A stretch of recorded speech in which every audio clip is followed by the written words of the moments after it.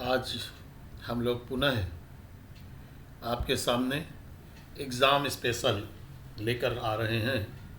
Exam special में हम आप सभी लोगों को परीक्षा के उन प्रश्नों के बारे में बता रहे हैं जो कि परीक्षा के लिए अति महत्वपूर्ण है। 20 आर्टिकल परीक्षा दिनांक 22 को होना निश्चित है। अतः इसके लिए जो विशेष प्रश्न हैं उनका समावेश आज के कक्षा में किया जा रहा है। एनसीसी में सबसे महत्वपूर्ण है कि जब हम ड्रिल कर रहे होते हैं तो उसमें विसर्जन का क्या तरीका होता है, विसर्जन के लिए क्या कहते हैं, कैसे करते हैं। तो विसर्जन का तरीका है, सबसे पहले दाहिने मुड़कर सैल्यूट करें यदि कोई अधिकारी है तो। अगर अधिकारी नहीं है तो सैल्यूट नहीं करेंगे। यदि कोई अधिकारी है दाहिने मुड़कर सैल्यूट करें, 3 कदम आगे लेकर थंब करें और सीधा आगे निकलकर ग्राउंड से बाहर हो जाएं। बीच से मुड़ना नहीं है, जहां तक आपकी फाइल लगी हो वहां पर बिल्कुल लास्ट में जा कर के आपको ग्राउंड से बाहर होना है। दूसरी बात आती है फायर पर असर डालने वाली बातें क्या क्या हैं, कौन कौन सी बातें हैं जो फायर पर असर करती है। जब आप फायर कर रहे होते हैं, राइफल से फायर कर रहे होते हैं, कौन कौन सी बातें हैं जो फायर पर असर डाल देती हैं। सबसे महत्वपूर्ण है हवा। हवा की दिशा क्या है उस पर भी निर्णय होता है कि वो कारतूस किधर चला जाएगा। हवा, दूरी, कितनी दूरी से आप फायर कर रहे हैं वह देखा जाता है। तीसरी चीज़ है रोशनी। रोशनी कैसी होनी चाहिए, वहाँ पर प्रकाश कैसा है। चौथा, मौसम कैसा है, वहाँ पर बारिश हो रही है, बारिश हो रही तो कारतूस की रेंज घट जाएगी, हवा चल रही है तो कारतूस की दिशा बदल जाएगी, ठंड है तो गर्मी ठंड, हर चीज़ का फर्क पड़ता है फायर पर। उसके साथ ही गुरुत्वाकर्षण कैसा है, वहाँ पर गुरुत्वाकर्षण कैसा है, उस पर भी फायर निर्धारित करता है कि कहाँ तक कारतूस आपका जाएगा। हथियार का जीरो ना होता, अगर जीरो नहीं है हथियार तो भी प्रॉब्लम आती है। जो बैरल है, बैरल के अंदर जो कटाव है, बैरल के अंदर का कटाव भी बहुत ही महत्वपूर्ण होता है। बैरल के अंदर का कटाव बहुत महत्वपूर्ण होता है। बैरल में तेल का होना, अगर बैरल में तेल है तो भी प्रॉब्लम आएगी। बैरल के अंदर तेल बिल्कुल भी नहीं होना है। अगर बैरल में तेल है तो दिक्कतें हमारे सामने आ जाती हैं। तो इसलिए बैरल को शून्य करना है। बैरल में किसी भी प्रकार का तेल नहीं होना चाहिए किसी भी दशा में, इसका हमें याद रखना है।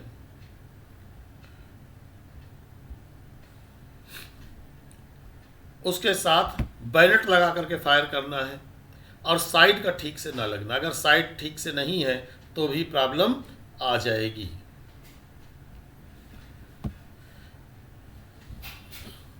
अब इसके बाद नेक्स्ट चीज़ है जो 7.62 mm SLR राइफल है,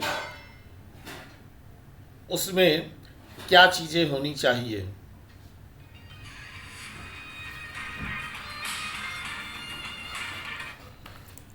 उस पर क्या चीज़ें होनी चाहिए, ऐसी कौन कौन सी चीज़ें होनी चाहिए।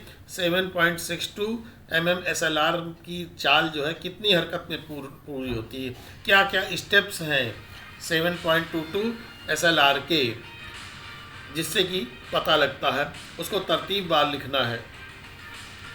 आप अनलॉक करें, सबसे पहले तो आप राइफल को अनलॉक करें, उसको एक्सट्रैक्ट करें, कॉक करें। अब ये भी आपको बता दें, यदि हाफ कॉक है तो हाफ कॉक की कंडीशन में किसी भी कंडीशन में फायर नहीं होगा, हाफ कॉक में फायर नहीं होता है। गैजेट, इजेक्ट, फिर लोड। जब लोड करेंगे फिर लॉक करेंगे और लॉक करने के बाद अंतिम स्टेप हमारा होता है फायर। तो इन चीज़ों को हमें देखते रहना है।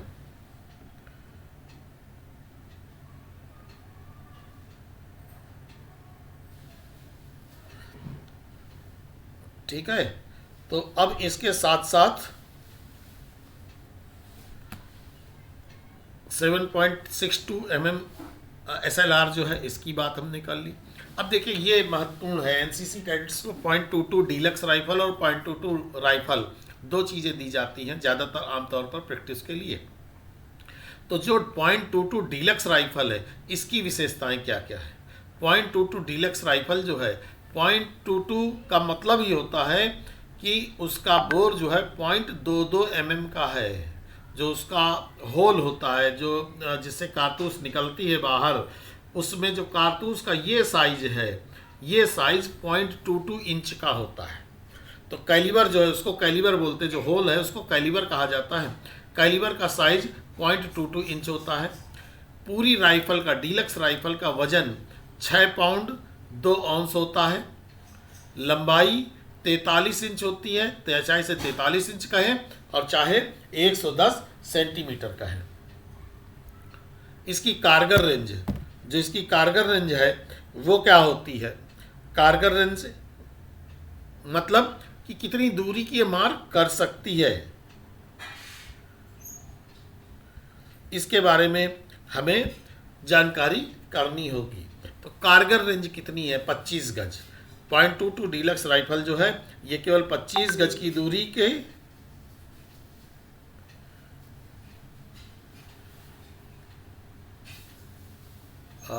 दूरी जो है 25 गज।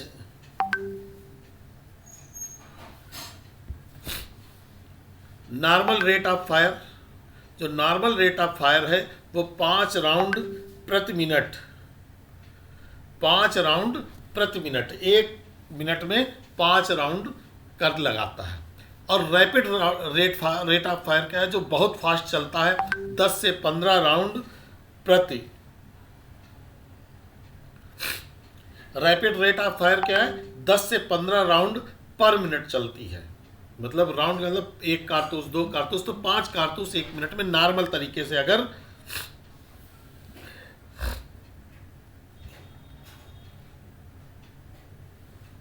ठीक है। इसके बाद क्या है? मजल वेलासिटी। मजल वेलासिटी क्या है? मजल वेलासिटी 1030 फ्री प्रति सेकेंड। और जो इसकी सफाई की चिंदी होती है, चिंदी जो हमारे जनरली जो भी हथियार होते हैं, इनकी सफाई के लिए जिन चीज़ों का यूज़ करते हैं उसको चिंदी कहते हैं। ये 4 इंच गुणे 3/4 इंच की होती है। अब बात करते हैं एनसीसी कैडेट राष्ट्र निर्माण में क्या योगदान दे सकते हैं। तो एनसीसी कैडेट राष्ट्र निर्माण के लिए ये अनुसंधान के क्षेत्र में भी रह सकते हैं, अनुशासन के क्षेत्र में रह सकते हैं, समाज सेवा में रह सकते हैं। ये अपने कर्तव्यों का निर्वाह भली प्रकार करते हैं, सचेत रहते हुए सजगता का वातावरण तैयार करते हैं। ये हमेशा जगते रहते हैं, हमेशा सचेत रहते हैं और सजगता का वातावरण तैयार करते हैं। नैतिक गुणों का विकास करते हैं और ज्ञान की प्राप्ति एवं विकास का कार्य करते हैं। एक राष्ट्र निर्माण के लिए प्रमुख आधार क्या क्या हैं? एक राष्ट्र के निर्माण के लिए हमारे पास बेसिक चीज़ें क्या हैं? कौन कौन सी चीज़ें ऐसी हैं जो राष्ट्र निर्माण के लिए बहुत ज़रूरी होती हैं? सबसे पहली चीज़ भौगोलिक एकता। जो भूगोल है, जहाँ पर है, जो हर इलाके का अपना एक भूगोल होता है, उस पर कैसी यूनिटी है, भौगोलिक एकता। दूसरी ऐतिहासिक एकता कि वहाँ पर इतिहास की क्या स्थितियाँ हैं। तीसरी होती है राजनैतिक एकता, वहाँ की राजनीति क्या है, वहाँ पर जो पॉलिटिक्स है वो पॉलिटिक्स कैसी है, वो पॉलिटिक्स में कितनी यूनिटी है, ये देखा जाता है। उसके बाद सामाजिक एकता, जो समाज के लोग हैं उनके बीच में कैसी यूनिटी है। सांस्कृतिक एकता, सांस्कृतिक मतलब वहाँ की कल्चर कैसी है, वहाँ की संस्कृति कैसी है, क्या सिद्धांत है वहाँ पर लोगों के बीच में, लोग किस तरीके से एक दूसरे के साथ सामंजस्य बैठाते हैं। मानसिक एकता, सभी का मेंटल लेवल एक होना चाहिए। अगर मेंटल लेवल एक नहीं है तो निश्चित रूप से वहाँ पर प्रॉब्लम होगी। और जातीय एकता, जो जाति का, जिसको हम लोग कहते हैं हिंदू मुस्लिम सिख ईसाई, हिंदू के अंदर सैकड़ों जातियाँ, मुस्लिम में सैकड़ों जातियाँ, ये नहीं होना चाहिए। हम सभी, वी ऑल आर इंडियंस, हम सभी भारतीय। जातीय एकता होनी चाहिए। और धार्मिक संबंध, हमें हिंदू मुस्लिम सिख ईसाई से मतलब नहीं रखना है, हमें धार्मिक संबंध रखने हैं। अब बात आती है अच्छी मानव व्यवस्था बनाए रखने हेतु कमांडर की को कौन कौन सी बातें करनी चाहिए। कमांडर जो हमारा है उसके पास क्या क्या चीज़ें ऐसी होनी चाहिए जो मानव व्यवस्था अच्छी बनाए रखे। ये हम सभी जानते हैं कि किसी भी सेना का कमांडर वह व्यक्ति होता है जो अपने मातहत को बिल्कुल संजो करके रखता है। तो अच्छी मानव व्यवस्था बनाए रखने के लिए कमांडर को कौन कौन सी बातें करनी चाहिए। तो कमांडर के अंदर होना चाहिए सैनिकों की इस प्रकार की व्यवस्था जिसमें उनका मानसिक एवं शारीरिक विकास हो, जिससे वह समस्त युद्ध भूमि में पूर्ण कार्य कुशलता एवं जनता से कार्रवाई कर सके। मानव व्यवस्था कमांडर की वह योग्यता है जिसके अनुसार वह अपने सैनिकों की आवश्यकताओं का प्रबंध करता है। क्या क्या चीज़ें हमारे सैनिकों को चाहिए, उन सभी चीज़ों की आवश्यकताओं का प्रबंध जो करता है वही असली कमांडर है। कमांड करने का मतलब खाली कमांड देना नहीं है। कमांड करने का मतलब उन सभी में नियंत्रण, उनके सभी के सुख दुख में साथी, उनके साथ क्या समस्या है उस समस्या को बाहर लाना और उसकी समस्या का हल उसको देना। और कमांडर को क्या चीज़ें करनी चाहिए जिससे उनके जो सैनिक हैं वो उसके प्रति लॉयल हों, ईमानदार हों, उसकी बात को माने।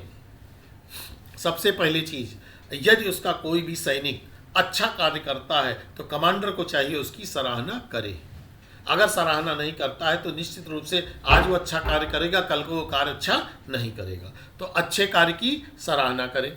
दूसरा, अधीनस्थ सैनिकों की भावनाओं को समझे। वो जो उनके सबॉर्डिनेट है, कमांडर के सबॉर्डिनेट जो भी सैनिक हैं उनकी भावनाओं को समझें, क्योंकि सैनिक हमारी सरहद पर, बॉर्डर पर तैनात हैं, उनकी भी अपनी कुछ भावनाएं होती हैं। कभी वो अपने बच्चों से बात करना चाहते हैं, कभी वो आपस में खेलना चाहते हैं, कभी वो एक दूसरे से मजाक करना चाहते हैं। तो इन सब भावनाओं को कमांडर को समझना चाहिए और उनकी भावनाओं के आधार पर उनको जो है कुछ न कुछ जो उनकी समस्याएं उस पर हल देना चाहिए। अगली चीज़, दूसरों की समस्याओं में वास्तविक रूप से जवानों के स्वास्थ्य पर ध्यान दें।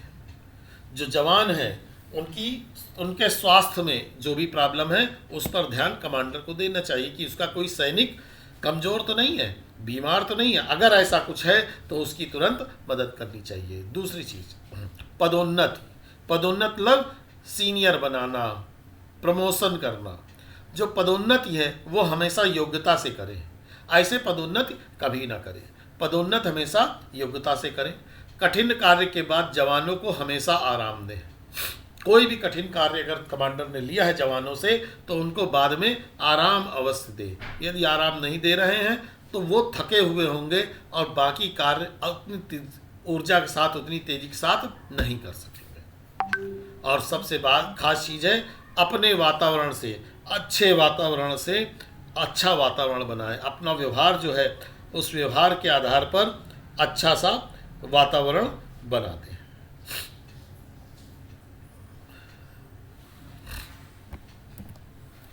अब एक प्रश्न इस तरीके का भी आता है कि किसी पर संक्षिप्त टिप्पणी पूछी जाती है, जैसे भीमराव अम्बेडकर पर संक्षिप्त टिप्पणी हो सकती है, सुभाष चंद्र बोस पर हो सकती है। क्योंकि सुभाष चंद्र बोस का जन्म 23 जनवरी को हुआ था तो ये भी टॉपिक में हो सकता है, कहीं पर भी आ सकता है। इस पर भी हमें विचार करना होगा। और अन्य भी हैं तो मैं कल तक और भी के बारे में बता दूंगा। तो डॉक्टर भीमराव अम्बेडकर पर अगर संक्षिप्त टिप्पणी लिखने को कही गई है तो संक्षिप्त टिप्पणी किसी पर भी लिखनी है। संक्षिप्त का मतलब केवल इन शॉर्ट उनके मेन पॉइंट्स क्या क्या थे वो आपको लिखना है। पूरा इतिहास नहीं लिखना कि वो फला जगह पैदा हुए, फिर वो उनके पिता का नाम ये था, माता के नाम ये था, फिर वो कक्षा 8 तक पढ़े, फिर हाई स्कूल तक, ये कुछ भी नहीं लिखना है। हमें क्या लिखना है, जैसे लिखना है डॉक्टर भीमराव अम्बेडकर पर टिप्पणी तो लिखा डॉक्टर भीमराव अम्बेडकर का जन्म 14 अप्रैल 1891 में हुआ था, पहली चीज़। दूसरी चीज़, यह पेशे से वकील थे, सभी जानते पेशे से वकील थे। स्वतंत्रता के समय दलित नेता के रूप में जाने जाते थे और संविधान निर्माण समिति के अध्यक्ष थे। यही 4 चीज़ें मेन क्वालिटी इनकी थी। इनको जो है भारत रत्न से सम्मानित किया गया था। जो संविधान, जिस संविधान के आधार पर आज हम लोग अपने देश को चला रहे हैं, उस संविधान निर्माण समिति के अध्यक्ष डॉक्टर भीमराव अम्बेडकर जी ही थे। और 6 दिसंबर 1956 को इनकी मृत्यु हो गई। ठीक इसी तरीके अगर सुभाष चंद्र बोस पर टिप्पणी लिखने को कहा जाए तो नेताजी सुभाष चंद्र बोस का जन्म पश्चिम बंगाल जिले में एक गांव में हुआ था। जन्म की तारीख मैंने पहले भी आपको बता दी, 23 जनवरी को सुभाष चंद्र बोस का जन्म पश्चिम बंगाल में हुआ था। इनकी प्रारंभिक शिक्षा कटक, जिसको आज उड़ीसा कहते हैं, कटक कहें उड़ीसा कहें, बात एक ही है, उसमें हुई थी। 1939 में जो नेशनल कांग्रेस है, कांग्रेस के अध्यक्ष के रूप में चुने गए। इन्होंने जो है आज़ाद हिंद फौज की स्थापना की। सबसे महत्वपूर्ण कार्य था आज़ाद हिंद फौज। इस फौज ने हमारे देश की आज़ादी के लिए बहुत स्ट्रगल किया। तो इन्होंने आज़ाद हिंद फौज की स्थापना की और फॉरवर्ड ब्लॉक का गठन किया। इनके द्वारा लिखी गई पुस्तक इंडियन स्ट्रगल है। और बात करते जा रहे हैं, जैसे हम लोग नशाखोरी, जैसे कोई सिगरेट पी रहा है, तंबाकू पी रहा है, शराब पी रहा है, तो नशाखोरी के दुष्परिणाम क्या है? ये एक जो है सामाजिक कुरीति इसको कहेंगे, इस समाज को नष्ट करने के लिए है नशाखोरी। इसके दुष्परिणाम क्या क्या हो सकते हैं? तो नशाखोरी के दुष्परिणाम हैं रक्तचाप में वृद्धि, अवसाद का कारण, हृदय गति में वृद्धि, शरीर की कमजोरी, मस्तिष्क और व्यवहार को प्रभावित करना। जब इसको नशा, मान लीजिए कोई शराब पिए हुए तो रक्तचाप में निश्चित है, क्योंकि इसमें एल्कोहल होता है, एल्कोहल हमारे ब्लड सर्कुलेशन की स्पीड को बढ़ा देता है, तो रक्तचाप बढ़ जाएगा। जब रक्तचाप बढ़ेगा तो हृदय की स्पीड पंप करने का जो तरीका होता है बढ़ जाता है। जब नशा नहीं मिलता है तो यही अवसाद का कारण बन जाता है। अवसाद के कारण शरीर कमजोर हो जाता है और ये जो है हमारे मस्तिष्क को और हमारे कार्य करने के व्यवहार को, दोनों को प्रभावित कर देता है। हमारा मस्तिष्क का सोचने का तरीका बदल जाता है, हमारा कार्य करने का तरीका बदल जाता है, हमारा व्यवहार परिवर्तित हो जाता है। और ये कानूनी कार्रवाई कारण है। जब आप नशा किए होंगे, आपके पास कुछ नहीं होगा तो हम लड़ेंगे, झगड़ेंगे, मारेंगे, कूटेंगे। उस कंडीशन में क्या होता है कि ये जो है कानूनी कार्रवाई का कारण ही बन जाएगा। जब झगड़ा करेंगे तो थाने में जाएंगे, वहाँ पर कानूनी कार्रवाई होगी। ये सब चीज़ें नशाखोरी के ही दुष्परिणाम में आते हैं। अब भारत सरकार जो हमारी है, इसके द्वारा ग्राम विकास की जो योजनाएं चल रही, ग्राम विकास के लिए बहुत सी योजनाएं हमारी सरकार द्वारा चलाई जा रही हैं और ये सभी योजनाएं पुरानी हैं, कोई भी नई योजना नहीं है। तो ये जितनी भी योजनाएं हैं, तो कौन कौन सी योजनाएं हैं इनके बारे में बात करनी। मनरेगा है, ग्रामीण सड़क योजना है, सर्व शिक्षा अभियान है, सफाई अभियान है, प्रधानमंत्री जीवन ज्योति बीमा योजना, ये 5-6 योजनाएं हैं। मनरेगा क्या है? मनरेगा के माध्यम से गांवों के अंदर जो श्रमदान वाले कार्य हैं वो सभी मनरेगा के माध्यम से होते हैं। और इसमें जो है, जो गांव का लेबर है, जो गांव का व्यक्ति है, जो मेहनत करना चाहता है, वह प्रधान के माध्यम से वहाँ पर मेहनत करता है और इस तरीके के कार्य संचालित करता है। दूसरा है ग्रामीण सड़क योजना। गांवों के अंदर जो सड़क की योजनाएं हैं उसमें भी मनरेगा कहीं ना कहीं प्रत्यक्ष अप्रत्यक्ष रूप में इन्वॉल्व रहता है। तीसरी चीज है सर्व शिक्षा अभियान। तो सर्व शिक्षा अभियान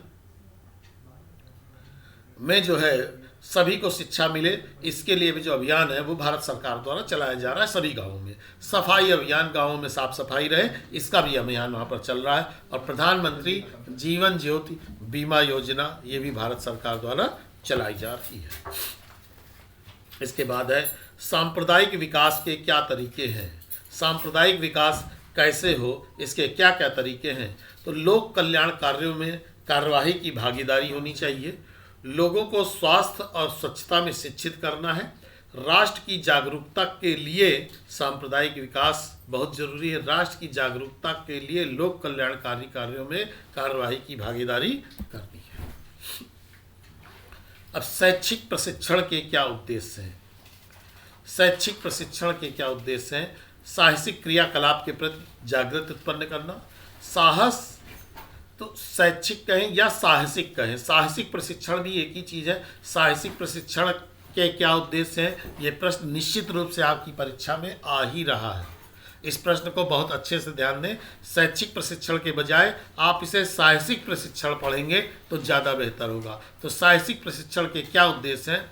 साहसिक क्रियाकलाप के प्रति जागृति उत्पन्न करना, साहस तथा सहवर्ग की भावना का विकास करना, नेतृत्व के गुणों का विकास करना और जोखिम उठाने की क्षमता का विकास करना।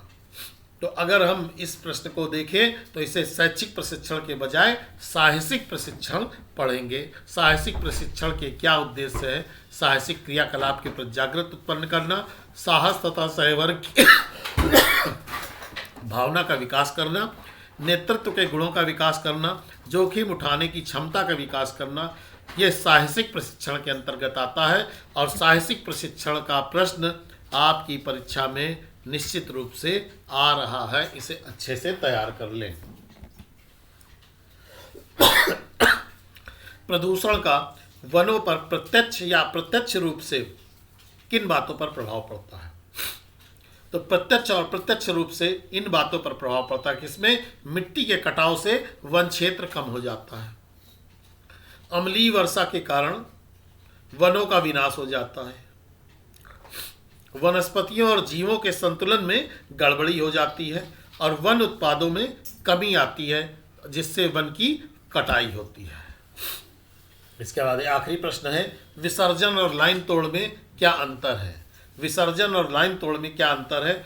विसर्जन इस आदेश पर दाएं मुड़ सलूट करें कि यदि कोई अधिकारी हो तो विराम के बाद तेज चाल से ग्राउंड के बाहर हो जाए। विसर्जन में जब विसर्जन का आदेश मिले तो दाएं मुड़ सलूट करें, अगर अधिकारी हो तो, अगर अधिकारी नहीं तो आपको सलूट नहीं करना है। अगर अधिकारी है तो सलूट करेंगे और थोड़ा सा रुकेंगे और उसके बाद तेज चाल से ग्राउंड के बाहर हो जाएंगे। यह परेड को अंत करने का आदेश है, यहाँ से परेड समाप्त हो जाती है।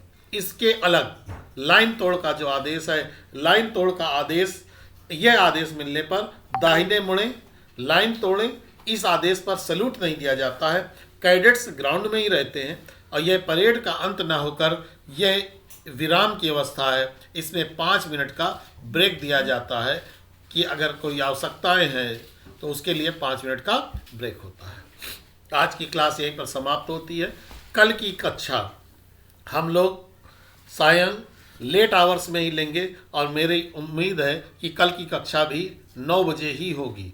कल की कक्षा आपके लिए अति महत्वपूर्ण परीक्षा है, कक्षा होगी। इस कक्षा में आपको लगभग 90% उन प्रश्नों के बारे में बताया जाएगा जो कि परसों की परीक्षा में आपको प्रश्न पत्र पर दिखाई देंगे।